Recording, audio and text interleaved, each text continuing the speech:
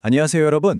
눈을 멀쩡히 뜬 사람이 오히려 아무것도 못 보게 되고 태어날 때부터 보지 못했던 사람이 세상 모든 것을 보게 되는 이런 기막힌 역전극 들어보셨나요? 오늘은 예수님이 눈먼 사람을 고치신 이 유명한 기적, 그 이면에 숨겨진 진짜 본다는 것이 대체 뭔지 한번 깊이 파고 들어보겠습니다. 이 모든 이야기는요, 인류의 가장 오래되고 근본적인 질문, 사람은 도대체 왜 고통받는 걸까? 바로 여기서부터 시작됩니다. 그리고 예수님의 제자들은 이 질문에 대해 아주 확실해 보이는, 하지만 완전히 틀린 답을 가지고 있었죠. 제자들의 이 질문을 보세요. 당시 사람들의 생각을 정말 적나라하게 보여주죠. 그들에게 고통이란 건 죄에 대한 대가로 날아온 청구서 같은 거였어요. 누군가 불행하다? 그럼 그 사람이든 그 부모든 누군가가 뭔가 잘못했기 때문이라는 거죠. 이런 생각은요, 고통받는 사람을 두 번 죽이는 일이었습니다. 네, 제자들은 완전히 누구 탓인가를 찾는 이 프레임에 갇혀 있었던 겁니다. 이 죄인 찾기 게임에 몰두하느라 정작 고통받고 있는 사람 그 자체는 보지 못했던 거죠. 그들에게 이 눈먼 사람은 위로와 도움이 필요한 이웃이 아니라 풀어야 할 신학적인 수수께끼에 불과했던 거예요. 자, 그런데 바로 여기서 예수님께서 이 판을 그냥 완전히 뒤집어 버리십니다. 이건 정말 엄청나게 혁신적인 생각의 전환이에요. 예수님은 고통의 원인을 과거의 죄에서 찾지 않으시고 미래에 드러날 하나님의 영광을 위한 무대로 보십니다. 관점을 과거에서 미래로, 징벌에서 목적으로 확 바꿔버리신 거죠. 자, 그럼 이제 고통에 대한 관점을 완전히 뒤집으신 예수님이 어떻게 행동하시는지 한번 볼까요? 그런데요, 그 방법이 많이 이상해요. 아니, 침으로 진흙을 이겨서 눈에 바른다뇨? 상상만 해도 좀 그렇잖아요? 이 비상식적인 행동에는 처음부터 아주 분명한 메시지가 담겨 있습니다. 이 치유는 인간의 지혜나 의술로 되는 게 아니다. 오직 하나님의 능력으로만 가능하다는 선포인 셈이죠. 그리고 이 남자의 순종을 시험하는 첫 번째 관문이기도 했고요. 그리고 여기가 이 이야기의 아주 중요한 일종의 복선 같은 부분입니다. 실로암이라는 연못 이름, 이게 보냄을 받았다는 뜻이거든요. 요한복음 저자가 굳이 이 뜻을 풀어서 설명해 주는 데는 다 이유가 있는 거죠. 바로 기적이 일어난 장소의 이름과 아버지 하나님께 보냄을 받은 분이신 예수님의 정체성을 우리가 직접 연결하도록 만든 장치인 겁니다. 이건 결코 우연이 아니라는 거죠.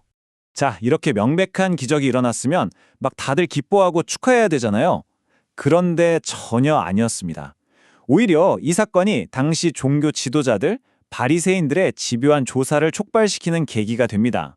지금부터는요, 한 평범한 사람의 인생 경험이 거대한 종교 시스템과 정면으로 충돌하는 정말 숨막히는 법정 드라마가 펼쳐집니다. 이 두 그룹이 걷는 길이 정말 극명하게 갈립니다.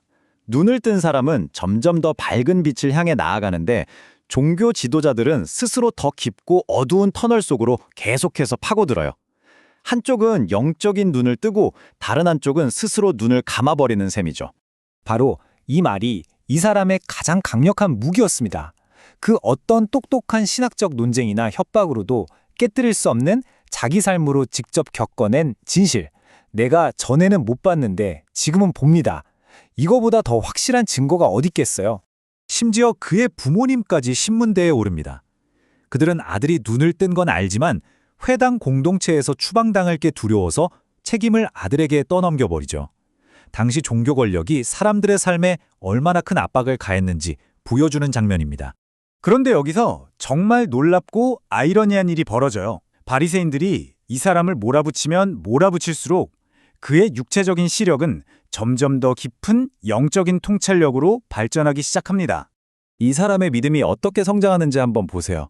처음에는 그저 예수라는 그 사람이었어요. 그러다 신문을 받으면서 이분은 선지자다라는 확신을 갖게 되죠.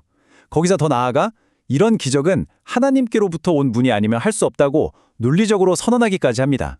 그리고 마침내 예수님을 다시 만났을 때 하나님의 아들이심을 알아보고 그 앞에 엎드려 경배하죠. 정말 놀라운 영적 성장입니다. 하지만 이 위대한 믿음의 고백에 대한 세상의 반응은 너무나 가혹했습니다. 그는 평생을 살아온 공동체로부터 완전히 버림받고 사회적으로 매장당하고 맙니다. 자, 이제 이 이야기의 클라이맥스입니다. 여기서 우리가 알던 본다, 못 본다의 개념이 완전히 180도 뒤집히는 위대한 역전이 시작됩니다. 모두에게 버림받고 혼자가 된 그 사람. 예수님은 그 소식을 듣고 가만히 계시지 않아요. 마치 잃어버린 양 한 마리를 찾아다니는 목자처럼 그를 직접 찾아가십니다. 바로 이 장면에서 이 남자의 모든 여정이 완성됩니다. 육체의 눈을 뜬 기적이 이제 영혼의 눈을 뜨고 구원자를 알아보는 예배로서 완전해지는 거죠. 그리고 바로 이어서 예수님께서는 이 이야기 전체를 관통하는 핵심 역설을 선포하십니다. 우리가 생각하는 본다와 못 본다의 상식을 완전히 깨부수는 말이죠. 이것이 바로 이 이야기의 심장, 위대한 역전의 핵심입니다. 나는 보지 못합니다. 도움이 필요합니다라고 솔직하게 인정하는 사람은 보게 될 것이고, 반대로 나는 다 안다, 다 보고 있다고 자신하는 사람은 오히려 진짜 맹인이 될 거라는 정말 충격적인 선언이죠. 이 말을 들은 바리새인들이 코웃음을 치면서 묻습니다. 뭐라고? 그럼 우리도 눈먼 사람이란 거냐? 자기들이야말로 영적으로 가장 눈이 밝다고 자부했기 때문에 이 말의 깊은 뜻을 전혀 알아챌 수가 없었던 겁니다. 예수님의 마지막 대답은 정말 뼈 아픕니다. 차라리 너희가 정말로 눈이 멀었다고 인정했다면 죄가 없었을 것이다. 하지만 너희는 스스로 본다고 주장하고 있으니 너희 죄가 그대로 남아있다. 그들의 진짜 죄는요, 무지, 즉 몰라서가 아니었던 거예요. 다 안다고 생각하는 그 교만, 바로 그 교만이 그들을 영원한 어둠 속에 가둬버린 겁니다. 이 이야기는 2000년이 지난 오늘을 사는 우리에게 똑같이 묻고 있습니다.